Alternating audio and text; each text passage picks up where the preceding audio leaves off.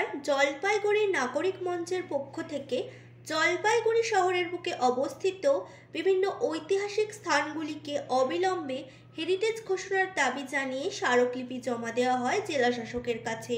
এই প্রসঙ্গে মঞ্চের আহ্বায়ক গোবিন্দ রায় বলেন, আমরা দীর্ঘ সময় ধরে এই ঐতিহাসিক স্থানগুলোকে হেরিটেজ ঘোষণার দাবি করে আসছি।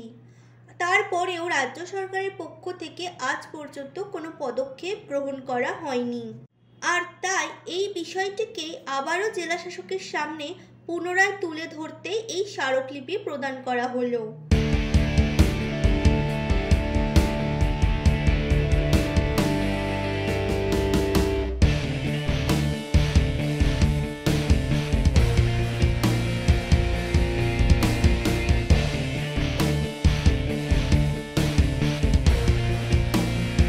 নাগরিক মঞ্চের পক্ষ থেকে জেলা শাসকের উদ্দেশ্যে আমরা একটি স্মারকলিপি দেব।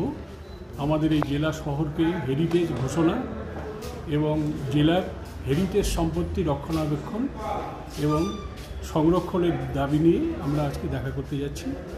এবং এই হেরিটেজ সম্পত্তি ধীরে ধীরে নষ্ট হয়ে যাচ্ছে। আমাদের জেলার বহু হেরিটেজ সম্পদ আছে যেগুলো প্রাচীন থেকে প্রাচীনতম, সেগুলো সংরক্ষণ এবং তার রক্ষণাবেক্ষণ প্রয়োজন। আমাদের এই জেলা শহরেও প্রচুর হেরিটেজ সম্পত্তি আছে যেগুলো নষ্ট হয়ে যাচ্ছে, তার সংরক্ষণ প্রয়োজন।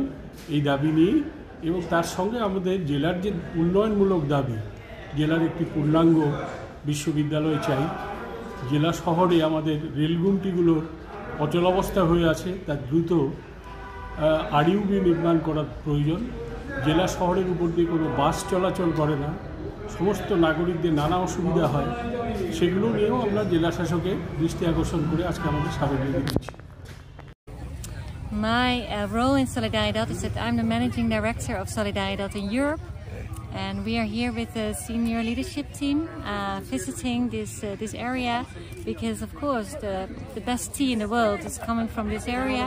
So we would like to see with our own eyes what our colleagues from Solidaridad locally are doing here, together with the farmer community, to ensure very high quality tea which is produced in balance with nature and in a sustainable way, which is also good for the climate.